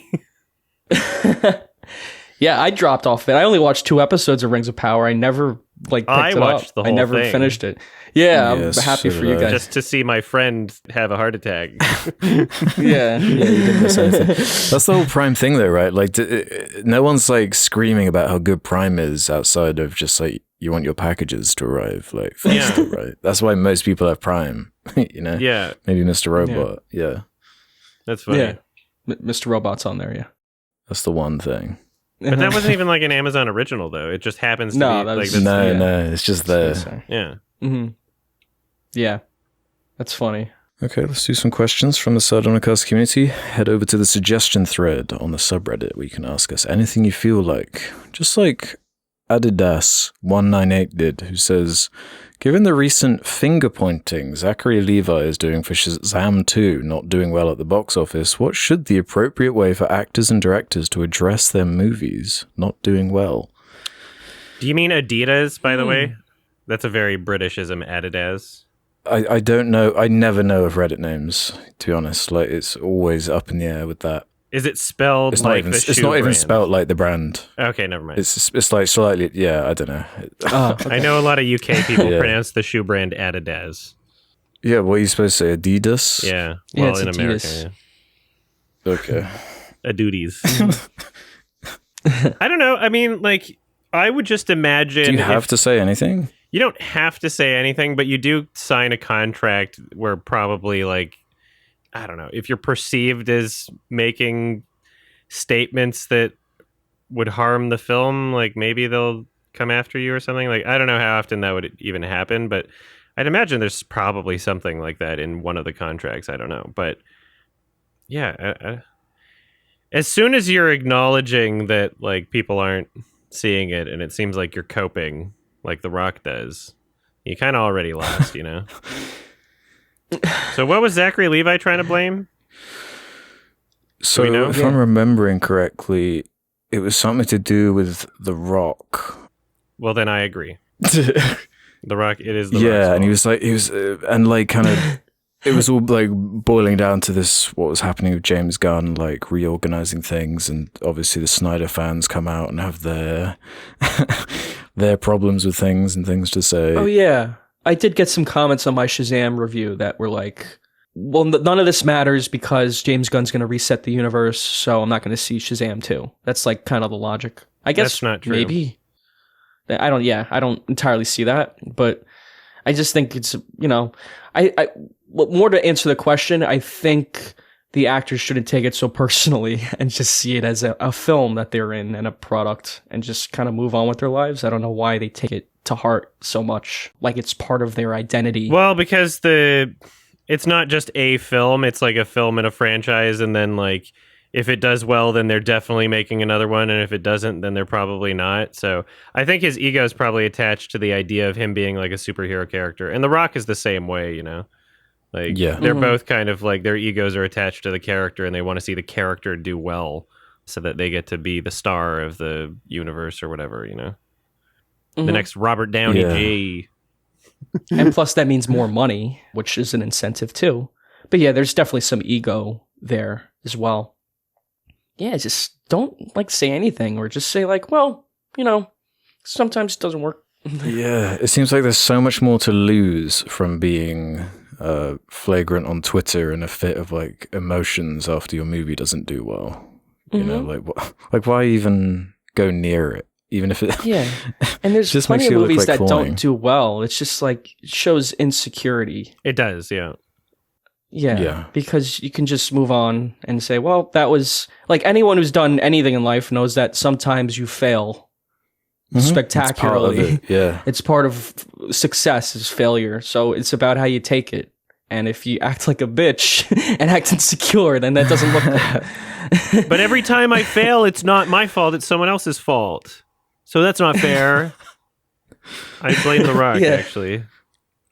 I'm going to blame The Rock next time something goes wrong for me.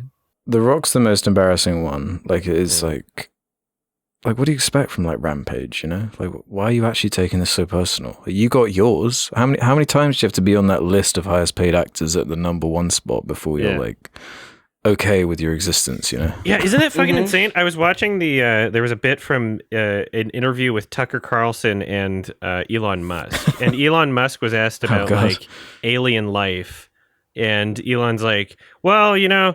I'm always about aliens. If aliens existed, I would be the first to know, and I would tell everybody. And then you can, he like gets so giddy and excited with this next part. He's like, oh, then I could tweet about it. That would be like the number one tweet of all time. Like that's a gold mine right there. And all I'm thinking is like, dude, you're the richest fucking person on the planet. And you care about like tweet engagements. Like, how desperate for validation are you? Like, you've got so many fucking simps that just love you no matter what you do because you're rich and because they think you might give them some money someday, or that you might like they might be able to build their brand off of like leeching off of you or knowing you indirectly. Like, and he's still so desperate for validation that he's concerned about like, oh, that's a gold mine to him is like a great tweet, a tweet that gets a lot of engagement. He's actually thinking about so that. cringy. Isn't that insane? Yeah. That's where his mind went when he was asked about aliens. Yeah. It's like I just lost my train of thought. Maybe he should be buying some therapy instead of Twitter. You know, like ooh, yeah. That boy needs therapy. Yeah, all those Twitter Blue subscriptions.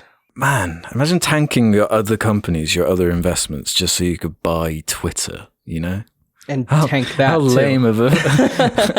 I mean, Twitter's a fucking embarrassment. Well, he was like probably joking, and then he affected like the market enough that he was forced into buying it because he wanted to back out, and then they had to like sue him to get him to actually buy it, and now he's just kind of stuck with it. Oh, okay. And he has a bunch of bad ideas. Yeah.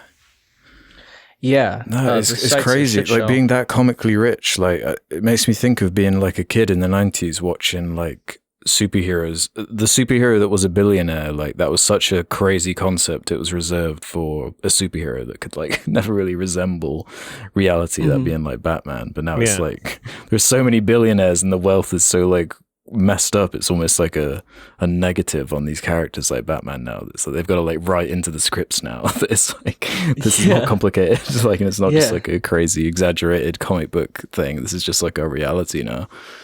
What do they say at the end of the Blue Beetle trailer? Batman's a fascist.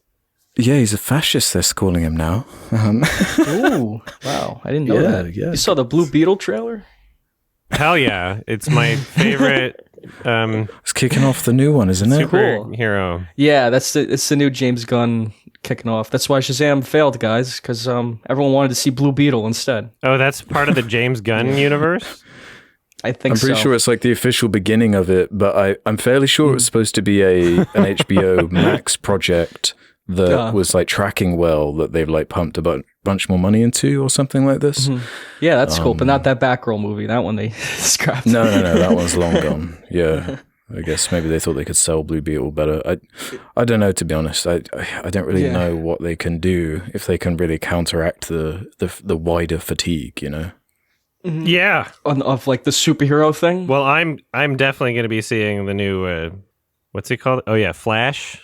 Oh, the new Flash. Yeah. Yeah, I'll be seeing that one. They keep dropping advertising for this, and every time I see it, it doesn't look real. It looks like a fake movie. That's why we have to see it.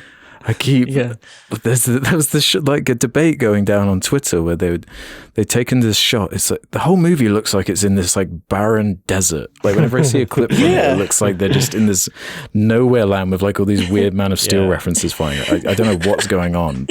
Yeah, there's this shot where like two versions of the Flash and Supergirl kind of like slide into the center of the screen at super speed. It's like a video game. The fakest looking, most video game ass shot, and people are like debating about it on Twitter. Like, oh, if you don't like this, then you just don't like comic books. And it's like, man, like this. That's so funny. I can't even relate on like any level as to like what. Like, are people like really hyped for this? Like, I am. We're all seeing it opening night, right? I want to talk about this shit as soon as it's out. We all pinky swear promise that we see it immediately. Fine, yeah, I will. But fine, man, you're not excited?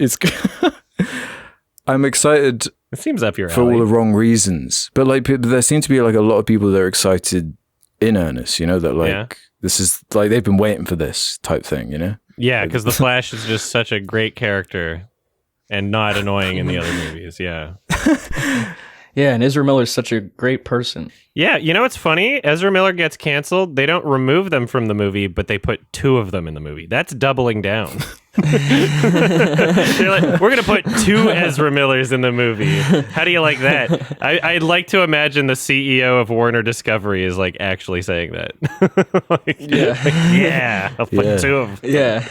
Yeah, that kills that conversation quick, doesn't it? Like, we had the budget to get rid of one of them, but there's two of them, so we can't do it. We got to commit. Reportedly, $220 million is the budget for The Flash. Wow. Okay. I'm very excited. To answer the question, I don't know. Probably don't complain on Twitter about your movie failing as an actor. Yeah. Okay. Ivan JC98 has this to say. Seeing how much attention the Lackadaisy pilot has received in recent animated series on YouTube popping up, like Hell of a Boss and Murder Drones, what are your thoughts regarding the rise of internet series in light of the mass cancellations of so many animated programs on Netflix and HBO Max? You guys heard of any of these? Seen any of these? After I saw this question, I kind of scrolled through this Lackadaisy pilot just to see what it was like. On my list, had very good animation. I'll give them that. Like clearly, a bunch of talented animators got this together. The only one I hadn't heard of was Murder Drones. No idea what that is, but Lackadaisy is something that I'll be checking out at some point soon. And the VivC ones, obviously the Has Been Hotel and Hell of a Boss. Like I'm familiar enough with those. I love to see animators. They like used to do other projects like for studio, and then they kind of transition to web series. I think most of these are just like YouTubers that just got enough people together and got enough talent coordinated and created like a real project that gets positive attention and has good animation and might get picked up by traditional media, you know? Mm-hmm. Yeah. Well, I'm in favor of that, I love the posting movies on the internet and sharing them. I think that's great. Any creative way to fund your project just so it can get made, like I'm down for, just do whatever you can, I say. The creative landscape now is just so different, like funding and creating. You can like kickstart something now and make it, like back then it was, or like 10 years ago, it was just so different. You got, you needed studio money. You needed the studios. Now it's different. You can have like an online audience that will give you money or help you in some way, support you, work for free. I'm sure some people even volunteer their time to help. Yeah. And I was looking like in the description of the video for this Lackadaisy one, they've got like patrons and big like tens and tens of animators working on these things. So they're like big projects, but they seem more kind of independent and able, a bit more loose to be able to get these projects done. Yeah, and I'm sure there's a lot of passion behind them because they're so small, such small crews behind them. Yeah. So I think that's great. I haven't heard of these movies. I haven't seen any of them, so I don't have much to add aside from that. But I think that's a great idea. I think totally go forward with that. I'd like to see more. Yeah, it seems like one of the only true avenues, especially for like 2D animation, is for it to be like fan funded and be channeled that way, because there's just not that larger interest outside of kind of more niche communities. So if this can mean more projects can be made, like, go for it. I mean, I don't know how much of the part of me feels as though the only reason there isn't as much interest in 2D animation is because they're just not making, like, the interest didn't die in Japan. It's because they kept making them, right? I think it's like an attitude, isn't it? Where it's kind of regarded a certain way here, so that it's not like a marketable thing. I don't think there's that many people saying it. I think that we probably find the people that are saying that, and we project their voices louder by going, look at how crazy this person is, and then we think that it's more of a thing than it actually is. I don't think the overwhelming majority of people think that like 2D animation is like outdated or that they wouldn't want to see it. I think a lot of people still watch like older 2D animation too, you know? Yeah, it just needs that like contemporary Spider-Verse type product, you know, for everyone to start. Oh, if this is a viable business thing now we can do, you know, like I can't remember like the last big success outside of the Japanese market as far as like animated stuff is concerned in the 2D space. It tends to be relegated more to your Wolf Walkers and things of that kind of scope, which I love, but I mean, they're just not seen on the same scale as some of these larger animated projects that are aimed for kids. All right, next question. Okay, let's do this one from Dab Sloth 710. Hey Sards, what's your favorite alcoholic beverage? Whether it be a type of beer, seltzer, hard liquor, or mixed drink. What would be your drink of choice? Depends on my mood, actually. Yeah? I like Negronis. Okay, give me your good mood drink and your bad mood drink. Oh, bad mood drink? I don't think it's a good idea to drink on a bad mood, actually. But you're saying it depends on your mood, right? Well, so let's say you're in a bad mood. What would you lean towards? I don't know when I say depends on my mood, I don't know if I was necessarily saying like good mood or bad mood. Like there's a couple drinks that I'll have if I want more energy, right? That don't necessarily have caffeine in them. I find like a Negroni a Negroni or like some variation of a White Russian will kind of like perk me up, and I'll get a bit more energy and I'll be able to like get more work done or whatever. Whereas like a beer wouldn't do that. That's interesting. Yeah. I'm not sure if I've ever really experienced like boosts of energy from drinking. It nearly always acts as a depressant for me. But I have to try. I haven't had a White Russian in a long time. I have to give that a little try, actually. There's like coffee liqueur in it. So that maybe I do like an espresso martini or something like this. I love espresso martinis, Yeah, they are. If those are done right. Alcohol gives me energy too. Yeah. I'm like that. Or if I have like a little bit of alcohol, it gives me energy. Yeah. There was a period, I don't drink much. Really? Like, at all. There's like a period, like last year I drank beer for like a couple months. Like, you know, like pretty like regularly. Like I just became like a beer drinker. I don't really know why. I guess it was like anxiety or whatever, like dealing with it. Yeah. I got like really fat. I gained like a bunch of weight. Yeah. Well, especially beer. Yeah. Because beer is like a lot of calories in it. It's like a lot of empty calories. Like if it's like hard liquor, then you're fine. But like it was just like I was drinking so much beer. Like empty calories. It messes with your metabolism. And the way your body processes it too. Uh-huh. I find I eat a lot more when I drink too. Yeah. You have like less impulse control. Yeah. Yeah, it's like Yeah, I don't know. It's just like lots of beer. I couldn't I don't know what I was doing, but then I laid off the beer. Yeah, I'm with you. I lost weight. Yeah, it makes me want to lean more towards like smaller spirits or like gin or something. Yeah, I like a good gin soda. Because it just feels less weighty. Gin and soda with like a little bit of lime. Sometimes I'll do like a half splash of tonic in there, but have it mostly soda water and then you're good to go. Ooh, cranberry juice is also good. You don't need to put too much in it, and it enhances the flavor. If you got like a good gin, like Tank 10, Friedrich's gin is really great, but you can't fucking get that anywhere. Oh yeah. Do you have that in the UK? Yeah, I'm pretty sure we have that here. Have that God damn much. it. Yeah, it's from Germany, and I can't find it anywhere here now. So Yeah, obviously a bit closer here, so yeah, got a god good damn. selection. You're gonna need to smuggle me some actually next time you're in town, please.